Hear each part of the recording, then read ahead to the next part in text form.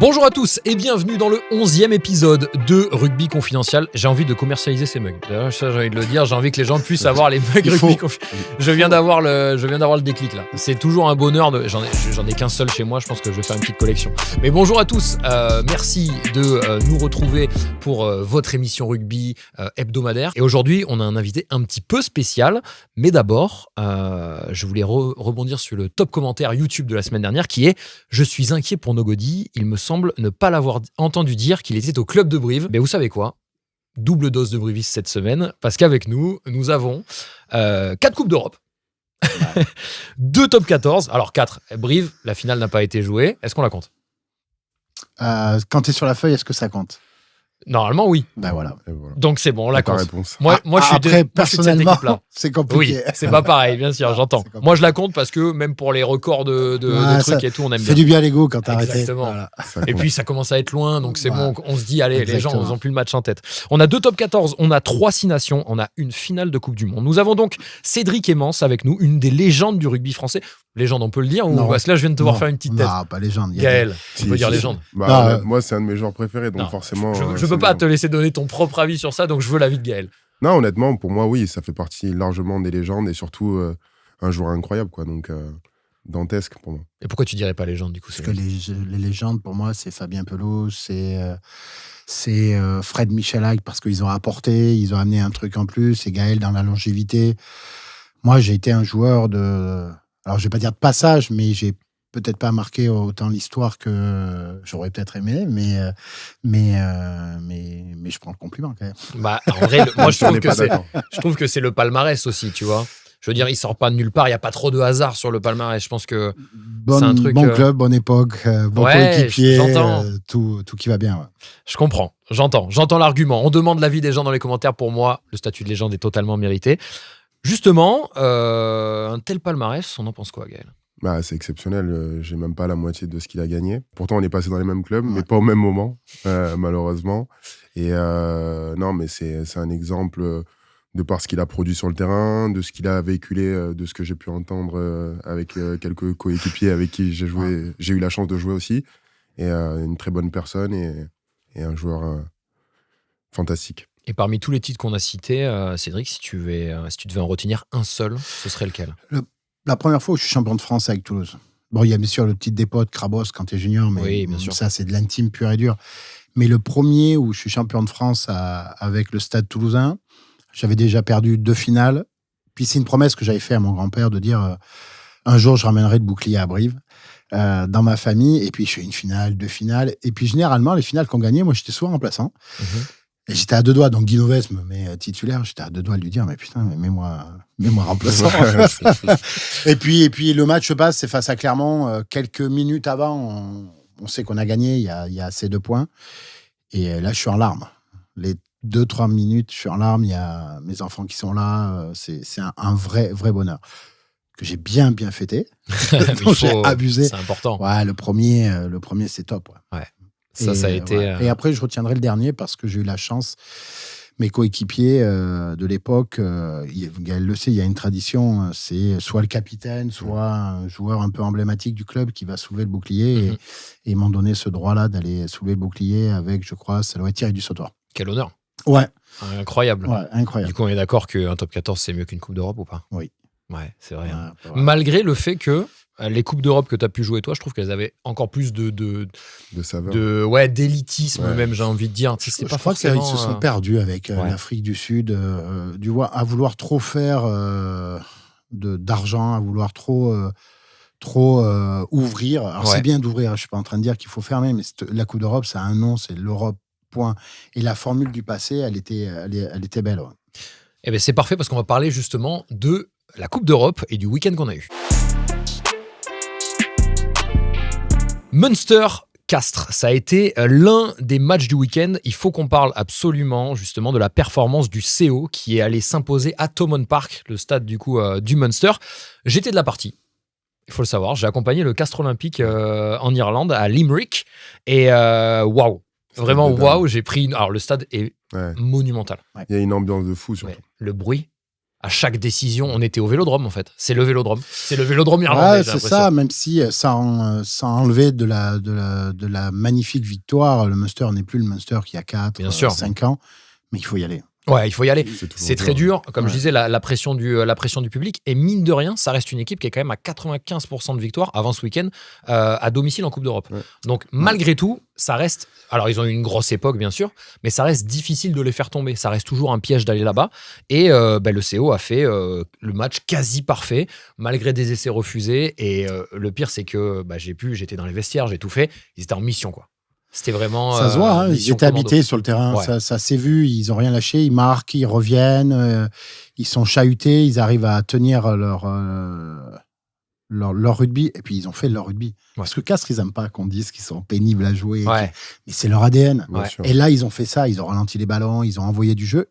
Je ne dis pas qu'ils ne jouent pas, hein. Oui. Je dis que c'était pénible. Et le pénible, pour moi, c'est une qualité qu'ils ont et il faut qu'ils aillent jusqu'au bout là-dedans. Et là, ils se sont qualifiés. On parlera certainement du parcours qu'ils doivent faire pour être champions. Là, ils mais prennent Northampton, on va en parler. Ouais, c'est costaud, mais ils ont le droit d'être dans la belle et la grande Coupe d'Europe. Ouais. Ouais, ils sont allés se la chercher parce qu'ils avaient commencé de manière difficile. Ils ont perdu contre Bath aussi chez eux. Ils sont allés perdre à Gloucester.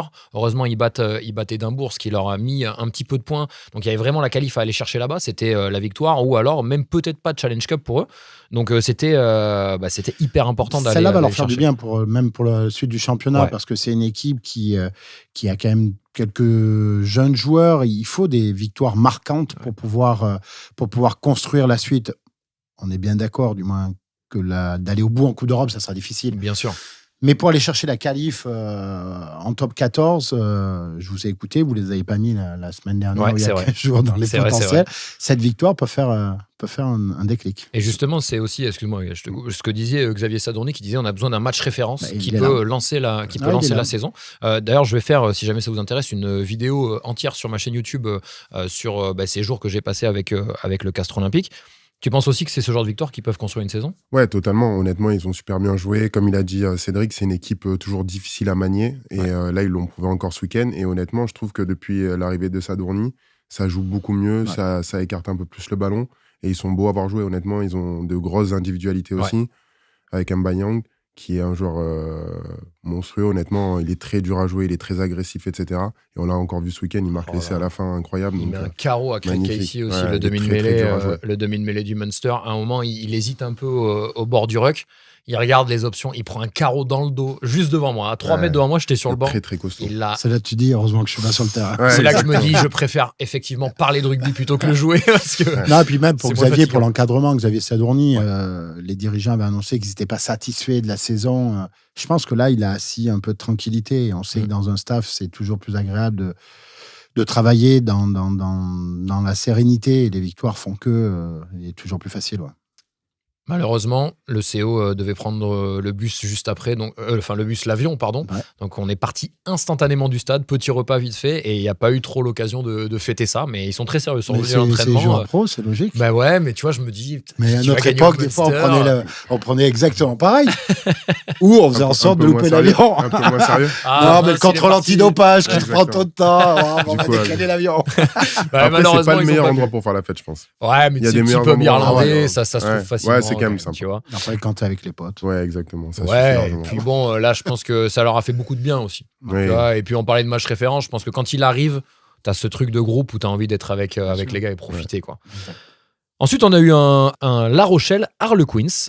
Donc, on a eu des sourires et malheureusement, sur le premier match, beaucoup moins du côté de La Rochelle. C'est la grosse désillusion du week-end, éliminée en Champions Cup. C'est une défaite décrite comme inacceptable par Ronan O'Gara.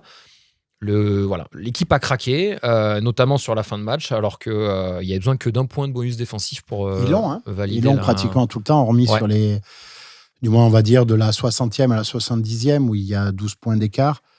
Ils arrivent à revenir, à mettre un essai, ils sont dans les points, et puis il y a des erreurs de jeu. Du moins, il y a une touche rapidement jouée qui ne doit pas être jouée. Le dernier lancement qu'ils ont sur la touche, ils essayent de faire un temps de jeu supplémentaire pour se dégager, ils sont grattés le ballon. Ils prennent les points. Mais La Rochelle, il y a une vraie question à se poser parce que O'Gara se cache pas, c'est plutôt agréable. Ouais. C'est vrai qu'il y a de la transparence. Et puis il dit, il y a quelque temps, il a posé la question si c'était lui. Je pense pas. En tous les cas, ils sont au milieu du gué entre des joueurs qu'il faut. Alors, c'est dur quand tu as gagné des titres. Bien sûr. Quand tu as la confiance de ton vestiaire, de dire il faut peut-être se séparer des joueurs vieillissants, amener de la jeunesse. Ils l'ont fait, ils commencent à le faire, mais il faut accélérer parce que le rugby ne s'arrête pas. Et ils doivent aller un peu plus vite là-dedans, je pense. Ouais. Moi, ce que j'aime énormément, c'est le franc-parler d'Ogara. Ouais. C'est-à-dire qu'il, comme tu as dit, Cédric, il ne se cache pas. Et c'est très rare chez un entraîneur parce qu'on a tendance à se protéger. Surtout quand on est en position de risque comme ça. Et honnêtement, moi, je trouve que c'est un mec incroyable. Du peu que je connais de lui. Ouais, c'est un vrai bon mec. Non, j'aimerais bien le recevoir un jour sur. Oui, puis je pense qu'il accepterait avec plaisir. Mais moi, j'ai eu la chance de le connaître à travers ma période Canal où on pouvait échanger. Et puis surtout, j'ai joué face. Et à cette époque-là, on se croisait aussi après match. Ouais. Et c'est un vrai bon mec. C'est vrai. C'est un vrai bon mec. Souvent, on faisait O'Gara, O'Driscoll, Darcy et Sean Organ. Ouais. Et en face, on mettait Josion, Fritz, moi et Jean-Bailly Sall. Et on restait ensemble dans les Ça devait être drôle. C'était un sacré moment. Ouais, c'était des bons moments. C'était des vrais bons moments. Tu vois, j'ai une anecdote avec Ronan O'Gara. Avant un match face à la Nouvelle-Zélande, j'avais parlé de Winnie Antonio parce qu'il est néo-zélandais de base. Et il m'avait envoyé un message pour me remercier d'avoir dit ça avant le match. Et ça m'avait vachement touché parce qu'il regarde tout et il est très proche de Winnie Antonio. Ouais. Et je trouve que c'est rare d'avoir ça chez un coach. Donc c'est un mec que je respecte énormément. Il est bon, il est décrié parce qu'il a un franc-parler. Et puis à l'époque, avec son bien sûr. franc anglais, franc irlandais, il y avait beaucoup de fuck, on va dire. Effectivement. Voilà. Mais non, il a la gestion qu'on aime dans le rugby. Il est proche de ses hommes, il sait gueuler. Mais une fois que le vestiaire est terminé, l'entraînement est terminé, il sait passer à autre chose. Et c'est ça qui est bien. La Rochelle montre quand même, déjà depuis l'année dernière, je trouve, les signes d'une fin de cycle. Donc tu parlais de renouvellement.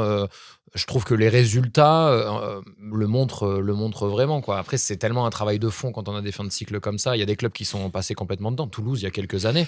Parce qu'ils ont oublié de penser à la formation, aller chercher les joueurs plus jeunes. Quand ils arrivent aujourd'hui, le Stade Toulousain, pourquoi ça roule et ça tourne? Parce que les joueurs, quand ils font l'impasse, ils ont déjà 10, 12 feuilles, voire 15 feuilles de match. Bien sûr. Donc, c'est pas une impasse. C'est les joueurs qui ont l'habitude d'être présents avec cette équipe. Les matchs, les entraînements en opposition aident aussi à rentrer les jeunes. Je pense que La Rochelle doit et je le sais qu'ils font, se focusser sur la formation et les jeunes talents qu'ils peuvent aller chercher. Du coup, ça prendra peut-être un peu de temps avant de les revoir. C'est 10 ans. Non, mais je ne pense pas qu'ils en ont pour 10 ans. Oui. Ce que je veux dire, c'est que pour monter un cycle complet, c'est 10 ans. Une dizaine d'années. Après, ils ont recruté quand même des sacrés joueurs, des jeunes joueurs comme Nolan Le Garay, qui est un crack absolu. Nolan, tout à fait. Ils ont recruté le nouvel ailier qui jouait à Lyon l'année dernière, qui est incroyable. Honnêtement, ça va rouler, mais ça va prendre un peu de temps, forcément. Pas mal de blessures aussi. Ouais, ils ont une dizaine de blessés. Ouais. Et ça, c'est dur. Hein. On a vu des équipes qui ont été en galère pour ça. Oui, mais c'est pour ça que quand tu regardes les clubs qui tournent, ils ont des blessés, mais ils sont capables de mettre des joueurs compétitifs sur la feuille de match. Mais ils sont pas morts quand même, parce que c'est une équipe qui est capable, honnêtement, avec les joueurs qu'ils ont, l'expérience collective qu'ils ont, etc., sur des phases finales, ils vont pas être faciles à manier. C'est les équipes pièges, ça. C'est les trucs où sur O'Gara le disait dans ses déclarations. Maintenant, ils vont pouvoir se concentrer uniquement sur le top 14. Alors, c'est risqué, parce que si t'es pas dans les qualifiés, que tu vas pas loin, ta saison, elle est loupée. Mais il va pouvoir avoir des semaines supplémentaires de travail importantes avec de la gestion de repos. Ouais, c'est ça surtout, d'être sur une saison avec plus de repos, entre guillemets. On a Pau qui avait également besoin d'une victoire et qui est tombé à domicile face aux Bulls. On a Toulouse, Bordeaux et Toulon qui ont assuré le job. Ce qui fait qu'on connaît maintenant le tableau final de ces huitièmes de Champions Cup. On a Bordeaux qui finit premier de la phase de poule. Tous les points, 20 points sur 20 possibles. L'année dernière. Ouais, tout simplement. Donc ça les met dans les meilleures conditions. C'est-à-dire qu'ils sont assurés de recevoir jusqu'en demi-finale. Alors, la demi est à Bordeaux aussi. Ouais, la demi est à Bordeaux aussi. Ouais, c'est comme l'année dernière où ils avaient reçu Toulouse sur ce moment de la saison. Là, ils risquent de les prendre en quart. Ouais, là, exactement. Justement, Bordeaux contre Leicester Tigers. On a le Stade Toulousain contre les Bristol Bears. À noter que du coup, les deux clubs pourraient se croiser éventuellement en cas de victoire des deux clubs français dès les quarts de finale. à Bordeaux. On a Bath qui affronte les Saracens. On a Northampton qui joue le CO, le Castres Olympique, qui s'y déplace. La première équipe que je cite, c'est toujours l'équipe à domicile, si jamais. Glasgow, qui ont été très costauds sur cette phase de poule, qui reçoit les Bulls. On a Toulon qui reçoit les Stormers, le Leinster qui reçoit Édimbourg, et les Harlequins qui reçoivent les Sharks. Donc, sur les 4 clubs, il y en a 3 qui sont dans le même côté de tableau. Il y a Exactement. que Toulon qui est de l'autre côté. On pourra pas, on peut avoir du franco-français que si Toulon fait un parcours sans faute. À noter que ils peuvent éventuellement se déplacer parce qu'ils reçoivent le quart de finale contre les Stormers à Glasgow en quart de finale. Donc match quand même très piégeux, hein, c'est le moins qu'on puisse dire. Le Bordeaux-Toulouse en quart. On en pense quoi? Bon, c'est génial. C'est génial, mais c'est trop tôt. Ouais, c'est trop tôt. Ouais, c'est la revanche. Mais c'est une demi, c'est une finale, c'est trop tôt. C'est des gros matchs, j'ai envie de les voir un peu plus haut. C'est trop tôt et c'est dommage parce qu'il y a un gros club potentiellement champion qui va sortir. Mais c'est une affiche de demi-finale ou de finale. C'est beaucoup trop tôt. Toulouse, en fait, ce qui est un peu difficile, c'est comme il n'y a pas d'aller-retour dans ce fonctionnement. Si tu as, entre guillemets, le mauvais tirage et que tu es dans une poule un peu bourbier, ça a été un peu le cas de Toulouse qui se déplace, qui fait 2 déplacements difficiles à Glasgow et aux Saracens. C'est dur de se qualifier. Alors, on a Bordeaux qui s'est déplacé en Afrique du Sud. Ça reste aussi des matchs difficiles. Mais là, j'ai l'impression que les 2 gros épouvantails de la poule pour les clubs français, qui ne se jouent pas dans la poule, même s'ils sont dans la même poule, ça a été quand même un piège aussi pour les Toulousains qui sont tombés dedans, d'ailleurs. Oui, ils font un non-match. Ils font 2 fois 2 non-matchs. Ils les ont, mais ils ne concrétisent pas. Je pense que la blessure de Romain Ntamak, à ce moment-là, leur fait du mal. Ils se sont laissés embarquer dans du non-jeu, des conditions difficiles, terrain synthétique. Ils ont pris ce piège. On n'était pas habitués. Après, c'est Toulouse, on n'est jamais habitué à les voir dans cette galère. Évidemment. Et là, la preuve que cette compétition, si tu laisses le moindre point, tu te retrouves dans un tableau et une suite pour aller jusqu'au titre qui est hyper compliqué. Et Hugo Mola le disait, tout point laissé en route va nous pénaliser pour la suite. Et là, c'est-à-dire qu'en quart de finale, parce que tu as laissé des points par terre, ils finissent 8e, je crois. C'est exactement ça. 8e. Ils finissent 8e et donc tu te tapes un gros en quart de finale. Ouais. Et à l'extérieur. Et ça a un impact économique, ça d'ailleurs, de se déplacer. Mais pour le club, tu reçois jusqu'en demi. Même si on va dire que les buvettes, c'est ce qui rapporte le plus. Mais dans l'organisation, les hospitalities que tu peux faire autour du stade, ce que tu vas vendre, ce que tu vas pouvoir mettre dans tes contrats de partenariat, et ainsi de suite. Je pense que ça peut compter en millions d'euros. De pertes. C'est énorme. C'est énorme, c'est pas négligeable. En fait, ça en va du fonctionnement du club presque finalement. Mais quand tu connais l'économie du club où ils finissent tous à un peu en déficit, qu'ils arrivent, c'est pas évident. Ces millions-là, bien sûr, qu'ils comptent, mais ça compte pour le recrutement, ça compte pour les structures, ça compte pour le développement du club. C'est chaud. Et en plus, le Stade Toulousain qui, on sait, a eu des histoires d'amendes, etc. Je pense qu'ils auraient bien accepté. Ça aurait été positif pour eux de recevoir ces matchs-là. Mais c'est le cas de tous les clubs. Plus tu reçois, plus tu vas loin. Et puis quand tu es le Stade Toulousain, Bordeaux est champion en titre, mais n'a pas encore cette aura sur la Coupe d'Europe. Mais quand tu vas au Stadium, tu sais que tu as 5-10% dans la tête de tes adversaires qui disent bon, on va passer une bonne après-midi. Quand on parle de Toulouse, quand on parle de Coupe d'Europe, on pense aussi, bien évidemment, à Monsieur Guinoves. C'est bien de dire monsieur. Bah oui, c'est important. Oui, c'est très important. Du respect pour les grands hommes du rugby. Et justement, il en a gagné 4 des Coupes d'Europe en tant qu'entraîneur. Comment ne pas aborder un mec comme celui-ci dans le rugby qui a changé beaucoup de choses finalement, une longévité déjà folle à ce poste-là. Alors, je ne sais pas si Gaël sera d'accord avec moi, mais on ne peut pas dire que Guinoves nous ait appris à jouer au rugby. Par contre, il nous a appris, alors je vais parler pour moi, mais je suis d'accord avec il m'a appris à aller au bout de mes idées, les remises en question, savoir pourquoi je joue, comment je joue, toute cette faculté qu'il a en gros à te rentrer dans le cerveau. Il a un management global. Mais après, il est capable d'aller chercher chaque individu sur chaque point fort pour le rassurer et chaque point d'amélioration pour lui dire, voilà, il faut bosser ça. Et il n'a pas... C'est pour ça qu'il a cette longévité au club. Et après, il a une force énorme, c'est qu'il a su s'entourer. C'était quoi les points sur lesquels... Moi, je devais arrêter de vouloir prouver. Je voulais jouer pour démontrer que je devais être titulaire. Donc, j'étais un joueur à risque pour lui. Et un jour, il me l'a dit, je sais que tu peux me faire changer le cours de match, mais tu peux me le faire perdre aussi. Par la prise de risque. Parce qu'il y avait cette envie de prouver, de montrer. Par moment, pas toujours réfléchi, un peu, tu vois, 1 contre 10. Ouais, je vois ce que... On remonte les ballons. Et non, il me disait, mais arrête. Ouais. Et par moment, et après, je l'ai compris. Il a fallu avoir des discussions un peu poussées, tendues avec lui. Mais les 2 premières années, on se comprend pas. On dit la même chose, mais pas avec le même mot, et on se comprend pas. Et après un quart de finale où il m'annonce que je suis remplaçant, je lui dis, il me regarde, mais c'est magique. Et il me dit, je sais, on se voit après. Donc, l'entraînement se passe et on reste plus d'une demi-heure tous les deux. Il y a un dirigeant qui nous attend, Jean-Luc Putinier, si tu nous vois, qui nous attend avec une voiture et on reste assis tous les deux pendant une demi-heure. Mais les mots sont forts. Hein. Il n'y a pas d'insulte, il y a toujours énormément mais les mots sont forts. Et après, je me suis dit, peut-être, arrête de prouver, mets-toi dans le moule du Stade Toulousain, joue pour les autres. Et c'est là où j'ai compris, quand il dit, donnez, vous recevez. Et bien, j'ai appris justement à donner sans compter que j'allais recevoir. Et c'est là que tu joues libéré. Parce que tu n'attends rien. Tu veux juste donner et prendre du plaisir. Et c'est là qu'il m'a fait comprendre tout ce qui a découlé derrière. Qu'est-ce qui t'a fait comprendre, toi, Gaël ? Non, moi, je dirais un peu comme Cédric, il m'a appris, en dehors du rugby, à être un homme, je pense. Déjà, c'est la première fois que j'étais loin de chez moi. J'avais 18 ans, tu vois, donc je sortais de mon patelin à côté de Toulon. Et il m'a donné confiance en moi, il m'a donné l'opportunité de jouer. Il m'a toujours dit, tu seras un grand joueur si tu joues pour l'équipe. Parce que j'étais là à faire des fulgurances un peu comme Cédric. Finalement, vous vous rejoignez peut-être un petit peu. C'est totalement. Totalement. Après, j'ai très vite appris, grâce à Josion, Florian Fritz, qui m'ont vachement épaulé. Honnêtement, j'ai eu de la chance d'avoir des cadres comme ça. Je pense que ça doit aider un peu. C'était surtout ça, tu vois. C'était de jouer en équipe parce qu'à un moment, je jouais tous mes duels, je tentais des coups, etc. Il me dit, faut que tu sois plus collectif. Et après, humainement, surtout, c'était un mec qui me remettait énormément en question.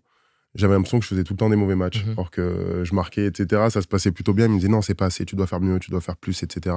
Il me dit tu dois être le meilleur centre au monde, etc. Donc il m'a vachement poussé. Il a eu le rôle de papa. Et c'est un peu lui aussi qui m'a mis dans le dur, parce qu'en équipe de France, plusieurs fois, il m'a pas fait jouer.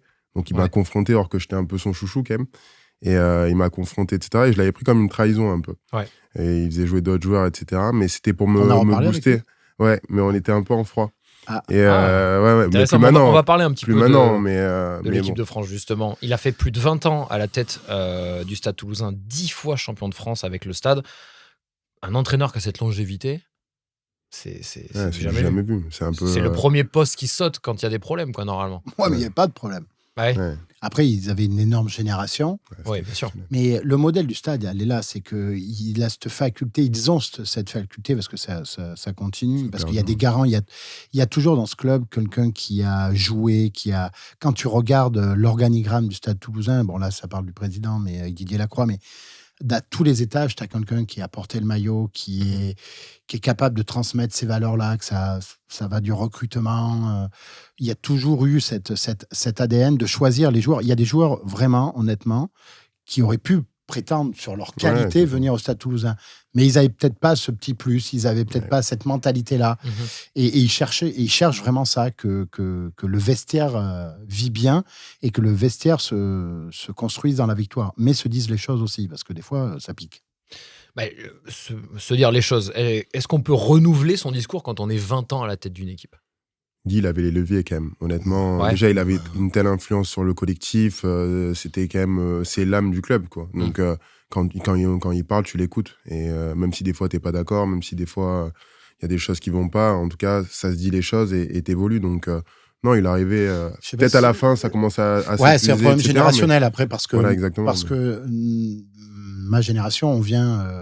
rugby de clocher, où on te parle de maillot, des valeurs. Guy, il excelle là-dedans. Tu vois, il sait te toucher, il sait aller chercher. Pendant 10 ans, on peut tenir ce discours-là. Hugo, ça fait 10 ans. Hugo Mola, ça fait 10 ans aussi, tu vois, donc et ça marche toujours. Les joueurs tournent, et après, aujourd'hui, c'est du management à la personne. C'est comme dans le monde professionnel, c'est du management à la personne. Si tu veux en tirer la quintessence de tes joueurs ou de tes employés, il faut que tu saches les écouter, les remettre dans le droit chemin, et surtout leur faire comprendre que leur projet, c'est le projet du club, mais pour qu'ils y arrivent, il faut que ça passe par le club. Et le club redonnera. C'est toujours pareil, c'est un club, une identité, un projet de club, un projet de jeu, un projet de la personne qui rejaillit sur le club, et ainsi de suite. en sablier. C'est exactement ça. Et Guy avait cette force-là avec une génération. Et si on va plus loin sur l'équipe de France, il est tombé dans une génération sur laquelle il n'a pas su. Il aurait dû prendre l'équipe de France 4 ans plus tôt. Ouais, un peu plus tôt, ouais. Mais ça tombe bien, parce que je voulais parler de l'équipe de France. Palmarès hallucinant. Donc, longévité dingue, on vient de le dire, qui a amené Guy Novès presque logiquement à l'équipe de France, un poste qu'il avait déjà refusé plus tôt dans sa carrière. Et pourtant, ça n'a pas été la même réussite. Il a été licencié après seulement 21 matchs, 33% de victoire. Gaël, tu as vécu ça de l'intérieur. Ouais. Comment tu peux expliquer de tels résultats ? Mais un peu comme a dit Cédric, je pense que c'était un problème générationnel. C'est vrai que Guy arrivait peut-être un peu sur la fin. Le discours, il était plus le même avec des jeunes joueurs qui arrivaient, où forcément, le maillot, il est important, surtout quand tu portes le maillot de l'équipe de France. Mais il y a d'autres termes à employer, etc. Et Guy était un peu à l'ancienne sur ça.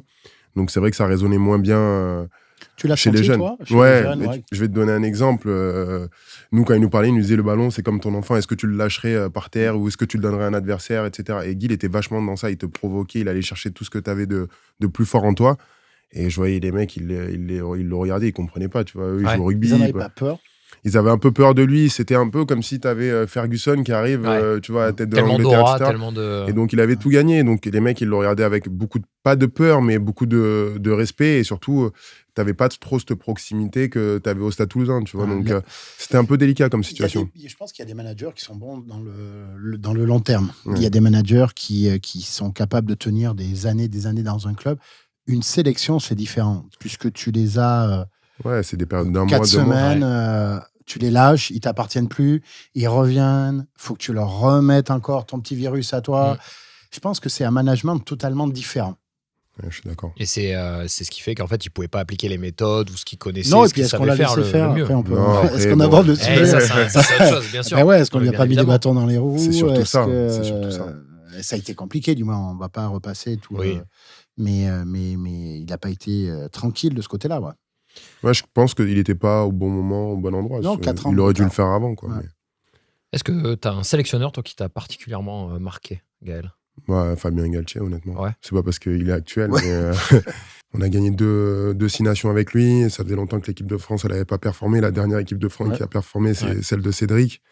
Donc, c'est celui qui, quand même, a marqué ces derniers temps le rugby français. Ouais, et puis, vous avez une relation particulière. Ouais, je m'entends très bien avec lui. Ça permet d'avoir de la confiance et de c'est un travailler sacré ensemble correctement. technicien. C'est un relais, Gaël. De toute façon, Ouais. il a besoin, Gaël. Fabien Galtier a besoin d'avoir des relais. Gaël, proche des 100 bientôt aux sélections.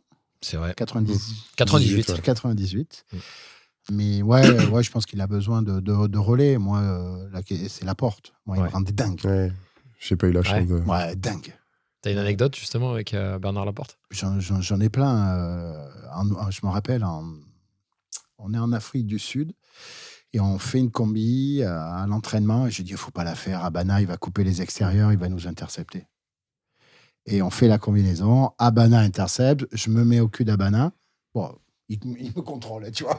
Vas-y, mon petit coco, cours derrière. Tu verras jamais le ballon. J'ai vu la marque de ses crampons, son numéro. J'ai tout vu, mais j'ai jamais revu Abana. Alors, juste au buffet d'après-match, tu vois. Et analyse vidéo. Et Bernard, il dit, pourquoi vous faites cette combi, Cédric? Et j'ai dit, et là, autour de moi, pas beaucoup de courageux. Hein. Ouais. Je dis, ouais. Bon, j'en prends la responsabilité. Et là, à un moment donné, il tranche. Parce qu'on partait, on enchaînait sur l'Australie. Ouais. Et il me garde. Et donc, on débriefe ce match. On est en Australie. Et il avait renvoyé Vincent Clerc. Et là, je me cachais derrière un pylône. Tellement que je ramassais. Mais il me défonçait. Et à la fin du match, je fais plutôt un bon match en Australie. Et il vient me voir. Et il me dit, tu vois, je sais maintenant que je peux t'amener à la Coupe du Monde. Ah, je lui dis, mais à quel prix?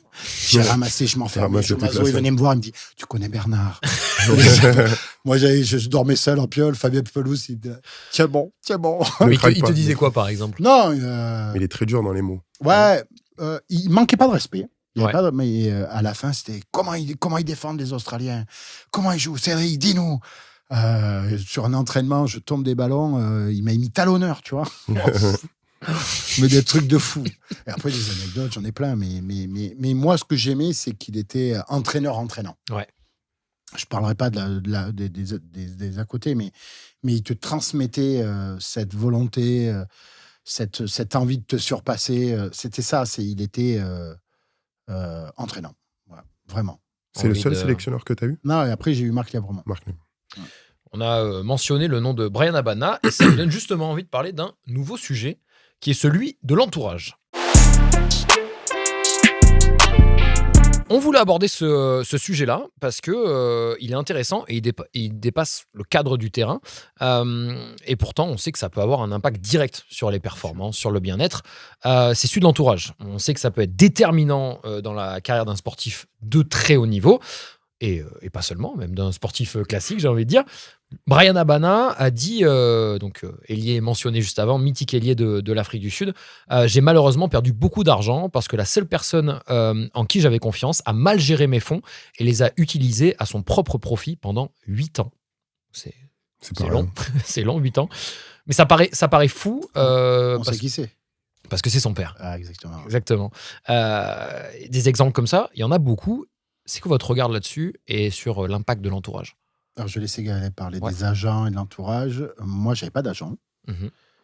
J'ai toujours un ami banquier qui m'a fait faire des bons choix. J'avais un avocat pour la partie contrat. J'ai pas mis la famille. Je me suis pas. J'ai plutôt géré ça tout seul, pas toujours de manière intelligente, mais j'ai pas eu de ce souci-là d'avoir d'agents qui gravitaient autour de moi. J'avais plutôt une aversion aux agents. En fait, il y a une petite bulle finalement très protectrice. Oui, après, moi, je suis avec mon épouse depuis l'âge de 18 ans. Et puis, non, on a toujours tout partagé. On a toujours. Et tu sens que ça t'a permis de tirer le meilleur de toi-même aussi, sportivement? Ah ouais, complètement. Ouais. Mais moi, je le dis, la caméra, elle est là. 80% de ma réussite, c'est mon épouse. Hein. Parce que moi, je me serais perdu. Hein. Elle t'a remotivé, elle t'a Non, elle gérait. J'ai une appétence terrible pour l'after. Je suis un épicurien dans l'âme. Je pouvais me disperser de tel projet, tel truc. Non, elle m'a cadré, elle m'a toujours mis sur les rails. Et puis, quand tu es au stade, tu es souvent bien entouré. Moi, Fabien Pelous, ça a énormément compté. Pour ça, Yannick Bru aussi. Donc, non, moi, j'ai pas été exposé à ça. Gaël, toi, tu as été exposé très jeune en tant que joueur. Tu es arrivé à 18 ans en équipe de France. Donc, on imagine qu'il y a probablement des personnes qui se sont rapprochées par intérêt et peut-être pas toujours bien intentionnées. Ça t'est arrivé, toi, personnellement? Oui, bien sûr, ça m'est arrivé. Après, j'ai eu un agent, donc il a cadré la partie rugbystique. J'ai mon frère qui m'accompagne dans tous mes projets en dehors du rugby où je fais de la restauration et toutes les autres activités. Mais j'ai toujours eu un radar à mauvaise personne et je m'en éloigne. J'ai gardé les mêmes amis depuis toujours.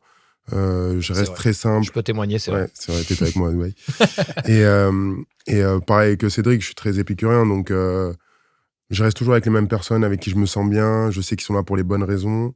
Malheureusement, moi, j'ai pas encore rencontré l'amour de ma vie. Je suis très bien comme ça et ça se passe plutôt bien. Donc, et justement, tu as parlé du fait que t'es monté des business autour. On sait que c'est quelque chose qui te parle, de créer des activités annexes au rugby. Ça a été important aussi pour toi? Ouais, ça me permet de m'évader du rugby. Je perds la voix. C'est les émotions, ça, je comprends. Non, mais j'ai attrapé froid, je pense. À Paris La Défense Arena, il a attrapé froid. Hier. Moi, le temps que Gaël boive, pendant ma période au Stade Toulousain, je travaillais aussi pour la boutique. Donc, j'avais créé une petite structure où je vendais des produits dérivés du Stade Toulousain. Et comme Gaël, j'avais besoin d'avoir autre chose. Parce que quand tu es dans ton propre milieu, tu rencontres que les gens de ton milieu, tu sors avec les gens de ton milieu et tu t'ouvres pas beaucoup. Et ça, c'est quelqu'un qui t'a influencé? Non, parce que mon père me disait, et après tu fais quoi? Et après tu fais quoi? Et après tu fais quoi? Donc j'avais beau lui dire, mais ça va, on a le temps. Et non, mais il a raison en fin de compte. J'aurais aimé entreprendre un peu plus, mais dans la restauration, je me serais perdu. Ça, c'est une certitude. Donc après, il y a eu le golf, plein d'autres activités, mais d'avoir le double projet, on parle souvent du double projet université rugby, et je pense qu'il y a aussi un autre double projet, c'est ce que fait Gaël, c'est-à-dire construire un patrimoine et jouer au rugby. L'un n'empêche pas l'autre. Ouais, et développer ses activités professionnelles pour... ça te permet de couper avec le rugby et de voir autre chose. Et ça t'apprend énormément de choses. Et tu me disais du coup que c'était important pour toi. Ça me permet vraiment de relativiser sur plein de choses. Tu vois, des fois tu perds, tu rentres chez toi le samedi soir, t'es tout seul. Et tu sais que le lendemain, tu as ton projet, tu avances sur ça et ça te remotive et ça te permet de couper, tu vois. Donc, pour moi, c'est des leviers qui sont vachement importants pour rester bien dans sa peau. L'équilibre, elle est agréable parce que les défaites d'un projet qui est ta carrière peut être compensées et annihilées par une victoire sur un modèle, un business plan que tu es en train de monter. Et puis, tu restes toujours dans un état d'esprit de conquérant. Et c'est ça qui est bien. Ouais. Les sommes gagnées par les joueurs de rugby n'étaient pas les mêmes qu'aujourd'hui à l'époque. Mais est-ce que tu as déjà fait un achat où tu t'es dit, oh là, j'ai abusé, j'ai déconné? Ouais. Une Harley Davidson au retour de la Coupe du Monde 2011 qui s'est pas bien passé pour moi. Et j'ai dit, ça sera mon petit cadeau. Donc, j'ai acheté un Veyron Muscle. Incroyable. Que j'ai gardé. Et pourquoi tu t'es dit que tu avais déconné, justement, que c'était l'achat Est-ce que j'en avais vraiment besoin? Ouais. Non, depuis 2011, la moto, elle a 8000 km. Ah oui. Ouais, donc j'en ai pas vraiment besoin. Ouais. Puis bon, j'en ai racheté une autre quand même, moto. Hein. Eh oui. Pour faire une deuxième... Il s'est redit Je me suis dit, on sait jamais, On l'a après refait. 2011, j'achète une moto si je refais la Coupe du Monde. Heureusement que tu n'en as pas fait une autre. Non. La deuxième moto, c'était pour m'évader avec mon épouse. Un truc beaucoup plus pépère. La Harley, c'est une moto d'égoïste. Donc, et donc là, je l'ai toujours. J'ai pensé la vendre et mes filles m'ont dit non. Donc, ah oui. Ouais. C'est vraiment, quand je suis arrivé au Pays Basque, j'avais envie de cette moto. J'avais envie d'une moto. J'ai toujours eu des motos. Et par raison, j'avais tout vendu. Parce que c'était dangereux, la carrière était là, donc voilà. Et ça, ce petit achat, un peu de folie. Ouais. Et Gaël, toi, il y a un achat que tu regrettes éventuellement? Ouais, j'avais acheté une voiture, une R8, bleu ciel. Je sais pas pourquoi j'ai fait ça. Bleu ciel. Je l'ai revendu au bout de 6 mois. Bon, j'avais pas perdu d'argent, donc ça va. C'est pour ça. Et même pas, j'étais à tout. Non, j'étais à Paris. J'étais au Stade Français. Ah. Ça annonçait le truc. Exactement. Je commençais à prévoir. Shaquille Lorenzetti l'a vu. Exactement. C'est comme ça que j'ai signé au Racing. J'ai bien vu le truc. Non, mais ouais, ça servait à rien et j'ai très vite compris que le matériel, c'est quand même, à part quand on te le donne ou quand on te le prête, mais sinon, ça n'a pas forcément d'intérêt, quoi. On peut avoir éventuellement un ordre d'idée de combien gagnait un joueur à ton époque, Cédric? Un bon joueur par le club était entre 20 et 25 000 euros. Ok. Et après, pouvait avoir des compléments à travers du sponsoring type Nike, Adidas, plus vêtements. Donc là, c'est du contrat personnel. Contrat personnel d'image à hauteur de entre 60, 80, 100 pour les plus. Toi, t'étais Nike, Cédric? Ouais. Nike depuis mon arrivée au stade, pendant plus de 10 ans, même après 12 ans. Avec les crampons orange, ouais. Mais c'est comme ça que j'ai adoré ces crampons. Je mettais les mêmes crampons, mais t'as même pas idée. J'ai acheté, je disais, je veux les mêmes que Cédric Aimant. Ça a marqué toute une génération. En fait. Il y avait Cédric et Vincent Clerc, les deux ailiers, c'était incroyable. Est-ce qu'on passerait pas sur les questions YouTube, messieurs? Allez. Question de Chacalito, qui est quand même un nom assez exceptionnel. Une question pour le prochain épisode, qui, je le sais, est assez sensible, mais vous ne pourrez qu'en sortir grandi d'y répondre. Déjà, on a de sacrées attentes. Le truc. Comment se passe concrètement la vie nocturne en club? Est-ce qu'une majorité de joueurs fait au moins une grosse fête par semaine, avec tout ce que cela implique, ou est-ce plus une minorité parmi ces joueurs-là? Est-ce que certains font plusieurs fois la fête par semaine? Est-ce que c'est parfois toute l'équipe qui sort après un match? Merci pour votre contenu, il est top. Merci beaucoup déjà pour ce message-là, messieurs. Je commence ou tu commences, Cédric? Vas-y. Je pense qu'on est à deux générations différentes. Ouais, c'est ce que j'allais dire. Et il va être très sage par rapport à nous. Ouais, je pense. Après, moi, je me cache pas. Hein. J'aime passer des bons moments avec mes amis, que ce soit restaurant, fête. D'ailleurs, on a fait une soirée ensemble. Je la raconterai pas. Mais non, mais oui, je pense que c'est important. Il faut garder cette troisième mi-temps. Elle est vraiment importante pour souder l'équipe, etc. Après, il ne faut pas s'imaginer qu'on sort 2 ou 3 fois par semaine. Ouais. On sort... Plus 4-5 fois. Ouais, 4-5 fois. Non, on sort une fois ou deux par mois. Pas boire. Ouais. Oui, bien sûr. Pour le coup, ma vie de groupe à moi, qui a été assez limitée, il y avait 2 groupes de gars. Ceux qui sortaient vraiment jamais. En plus, on était en période de formation, donc il y a des mecs qui sont très très sérieux à ce moment-là. Il y en a qui sortent jamais vraiment, qui sortaient jamais. Et il y en a qui aimaient bien quand même aller fêter un petit peu tout ça. Je suis plutôt de l'équipe qui sortait pas trop. Et en fait, il y avait un truc. Ouais, après sortir à Brive, bon, c'est pas forcément les meilleures conditions, mais tu peux te régaler. Charrette, et la liste n'est pas beaucoup plus grande que ça quand même. Bah oui, mais tu croises les mêmes personnes. C'est juste ça, quoi. Mais je faisais un truc, c'est qu'il y a notre coach à l'époque en espoir qui faisait quelque chose, c'est que s'il y avait un débordement, s'il y avait quoi que ce soit, surtout que ça se sait très vite à Brive, tout le monde prenait du rap, genre de physique ou des trucs comme ça. Ah ouais. Du coup, j'allais chercher les mecs. en boîte. Moi, À 4h, les mecs, bravo. ils m'appelaient. J'allais les chercher parce que j'étais au centre de formation, j'allais chercher les types. Comme ça, on était sûr qu'il n'y avait pas de débordement ou de bagarre, je les récupérais et on partait. Tu sais que j'ai une anecdote de dingue sur Guinoves sur ça. On joue contre le Racing au Stade de France. Donc, c'était un peu le match phare, tu vois. C'est le match qu'on attendait tous. Et on gagne contre le Leicester. C'est là où je marque mon premier essai en Coupe d'Europe. Et derrière, je suis convoqué en équipe de France. Et Guy me dit, ce soir, tu sors pas, tu restes sérieux, tu te reposes, on a un match important la semaine prochaine. Et Yannick Nyanga, Maestri, toute la bande. Flo Fritz, il me dit, non, ce soir, on va fêter ça, on va faire ton anniversaire et tu le dis pas. Je lui dis, mais si je sors, il va le savoir, tout le monde le sait. Forcément. Donc, il me dit le lendemain, donc j'arrive au club le lendemain ou 2 jours après, il me dit, t'es sorti? Je lui dis, non, et tout, je suis pas sorti, etc. Il me dit, ok, donc il me met sur la feuille de match, etc. Le jour du match, je me prépare et tout, il me dit, ça sert à rien de te changer. Je lui dis, mais pourquoi? Il me dit, t'es sorti le week-end dernier? Je dis, ouais, mais je suis sorti avec tous les gars de l'équipe, il m'a dit, je t'avais dit quoi? Et du coup, j'ai pas joué le match. Ah, wow. Donc, j'ai cette anecdote, il était dur, hein. Franchement, il était dur. Si, c'était dur. Il était très, très dur. Moi, j'en ai une Incroyable, autre à l'inverse. Tu vois, on est, je l'ai déjà raconté, on est à Clermont-Ferrand, on joue un match, le dernier match de l'année, type Boxing Day.